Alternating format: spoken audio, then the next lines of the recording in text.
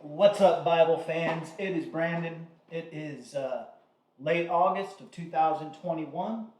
And yeah, here I am. Nice to see you. It's been a minute. I hope you've been enjoying exploring Leviticus. I have.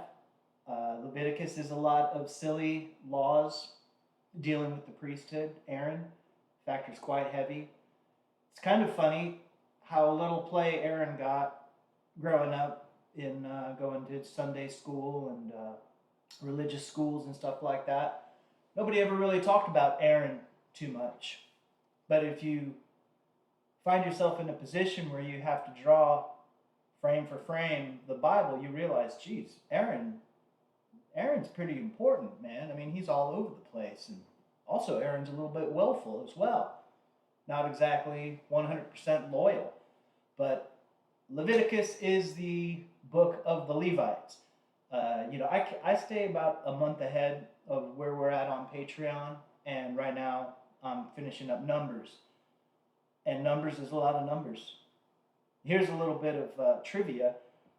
In order to do the comic, I had to create a custom font of my handwriting with my drawing pen because this thing's hand drawn.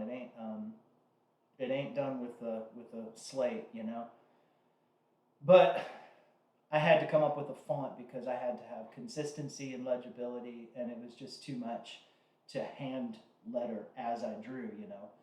Anyway, when I came up with the font, the template that I used did not include spaces for me to draw numbers, and I totally spaced it. So basically, I'm committed throughout the comic to write out longhand all the numbers.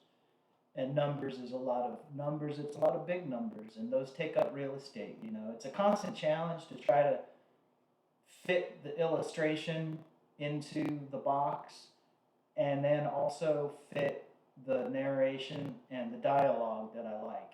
Sometimes I'm forced to word things differently in order to physically fit, you know. So when I have to write out that God killed, you know, 16,500 people, that's a lot of real estate dedicated to writing out the number. And what it has served to do for me in working on numbers is just make me say, you know, goddamn, this is just a lot of freaking numbers. So, yeah, numbers is where I'm at now. Leviticus is where y'all at now. And like I said, I hope you're enjoying it. It's kind of crazy, the amount of minutia. There's a really fantastic website called The Friendly Atheist. It's a fellow named Hemet Mehta, and he also has a YouTube channel. And he is currently on his YouTube channel going through Exodus, and he's pointing out a lot of what we've been enjoying these last months of just how absurd some of God's requests are and how detailed he gets. I challenge you to go back and read, like, you know, Exodus 30, Exodus 20, these chapters where God is just going insane on designing the costumes for the priests or the tabernacle. So freaking detailed. And it always seems to go back to God needing a lot of gold, which is my opinion on this book after having done a first draft and now working through the second draft is that a priest class realized that they could manipulate people into giving them the first fruits, the choicest animals, the gold, the gems, and everything. And so therefore they set up these really elaborate rituals, these really elaborate laws and stuff like that, in order that they can say, you see what you did there? You didn't, you burned that incense wrong, and now you gotta die. It seems a lot more likely to me. I'm not trying to cast anyone's faith in a negative light at all. I never would. You believe what you want to believe. From my personal feeling, as a Bible lover, it just seems to me a lot more likely that a priest class realized that there was a way that they didn't really have to work and they could also live like kings because basically there was no daylight between government and religion. The religion was what was creating the government.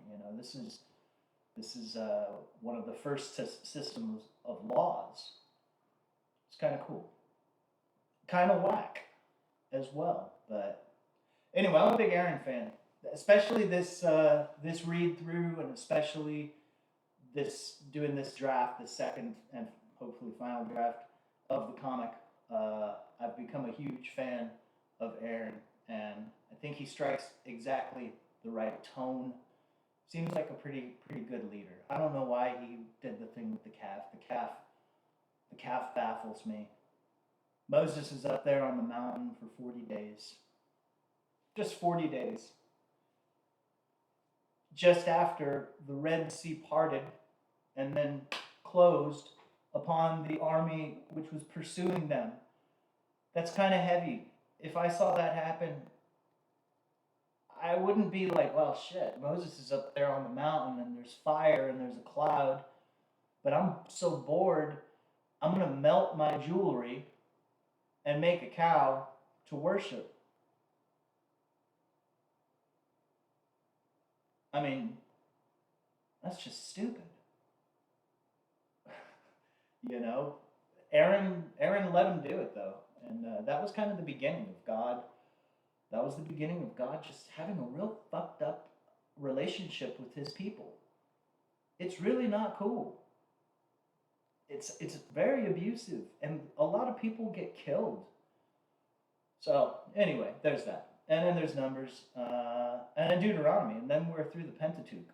And then we're on to Joshua, and we get into all kinds of stuff, man. It blows my mind when I think of how much more work there is to do, to the extent that I can't think about it, because it's so much. And keep in mind, this is the New American Bible that we're going through here, and that means we get Maccabees 1, Maccabees 2, all kind of stuff that I didn't get growing up Presbyterian, And I went to Catholic school, and that's where I had most of my religious classes. We actually had religion class, and it's nuts because they didn't talk about it. I can't wait to get to Maccabees. You guys are gonna love it. I can't wait to draw it. Can't wait to read the story again. Maccabees is great. Basically, a guerrilla war between the Israelites, the descendants of Moses, and the Seleucid Empire, which were the remnants of Alexander's army, his generals. I got a text message. These text messages. I don't like them. Anyway, where was I? Yeah, the Seleucid Empire. These are generals who basically conquered the world. And it's a great guerrilla warfare story. It's awesome. I can't wait to get there. We're going to get there too. Pretty soon we're going to be finishing up Leviticus. We will move on to Numbers. The ebook for Exodus is going up on Amazon. I've got some traveling to do this weekend. I'm going to try to, but it's going to be going up for Kindle. I'll say at least before next weekend. Just give myself some wiggle room there. We're doing pretty good. Thank you guys so much for your support, your ongoing support. I went to my new dentist and got my all my dental work done yesterday, and I paid for it with the Patreon, and that is awesome. That is awesome, and that's thanks to y'all. So hopefully you're getting your money's worth out of this project. And my teeth and gums thank you, because I paid for it with the money that I'm earning off Patreon. And that makes it a lot easier to have the discipline to spend the time on doing the comic. So that's a real sincere thank you for you guys helping me out here. And I hope I'm helping you out. I hope I'm making you laugh and giving you some actual, I wouldn't use this comic 100% as your study of the Bible. The way I would use it is to read it, enjoy the characters, and enjoy the banter and whatnot. And then when you find something interesting or something that you want to look into, actually crack it open and read it for yourself. It's a crazy world these days. We have people actively calling for theocracy. And the funny thing about most people who are calling for theocracy is seems like as a rule they're not too familiar with the actual source material. If I was a person of faith, I would be. I mean, I'm pretty obsessed with this Old Testament as it is, but I would be mega obsessed. In fact, if I was a person of faith, I'd probably have to join the priesthood. Fortunately, I'm not, and I don't have to be a priest. Because it doesn't seem as fun as it was back in the day when you were just, executing people and taking all the gold and all that stuff. Anyway, thank you guys again. It's been a while since I did a YouTube video, honestly. I've been mostly just focusing on getting as far out ahead because I'm going to have to start working a square job again here pretty soon as COVID is winding down. And I'm not going to have that kind of time that I have now. So I've just been trying to get as far ahead because there's no stress like the stress of knowing that tomorrow I have to post something that I have not finished yet.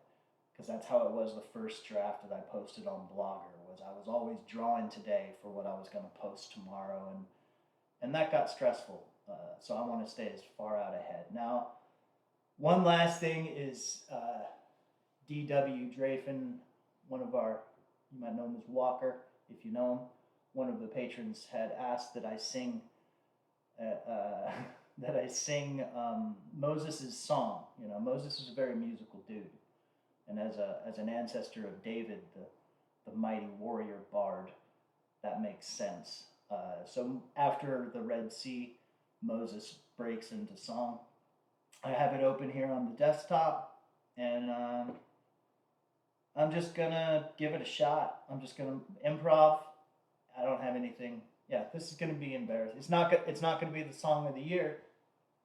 That's for sure. But it will be a song. So. Oh, I praise and extol God, for He's gloriously triumphant. Ta ta ta ta ta ta ta ta. What? All them chariots are at the bottom of the sea. The bottom of the sea. His name is Lord. Warrior. Yeah, His name is Lord. Warrior! His right hand! His right hand! He shot-a-dum, shot-a-dum, shot-a-dum, shot-a-dum, shot-a-dum. Yeah. Alright, you feeling that? Okay. And He loosed His wrath to consume His foes. They thought they were bad, but God closed the waters upon them. Ta-ta-ta. What? Ain't nobody like God. Oh, terrible in renown, a worker of wonders. The nations quaked in anguish when they heard. Philistia, Moab, Edom, Canaan. Fuck 'em. The Lord shall reign forever. Not my worst, not my best, but it is something. Anyway, I'm going to shut this down. I've been going for, a long time. But I did want to pop in on video and say what's up. And, I got my laptop back. And it's much easier to do web videos with the laptop because I don't have to have the microphone. Audio probably sucks. That was probably painful. Anyway, I'm going to wrap it up, guys. Thanks. We're going to keep on trucking through Leviticus. Should be getting the numbers in a little over a week. And then it's Deuteronomy, man. And ain't nothing slaps like the Deut, baby. The Deut is the climax of this whole little story. But we got some more time to hang out with Moses and Aaron and Joshua and even her. So shutting it down. I will see you guys later. I won't let it go this long without doing a YouTube video again. But yeah, thanks for joining me, and thanks for making it to the end if you did.